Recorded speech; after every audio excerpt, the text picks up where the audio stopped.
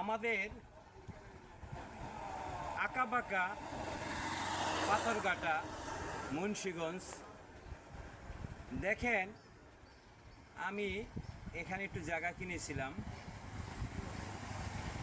রাস্তাঘাটের যে পরিস্থিতি, খুবই খারাপ রাস্তাঘাট।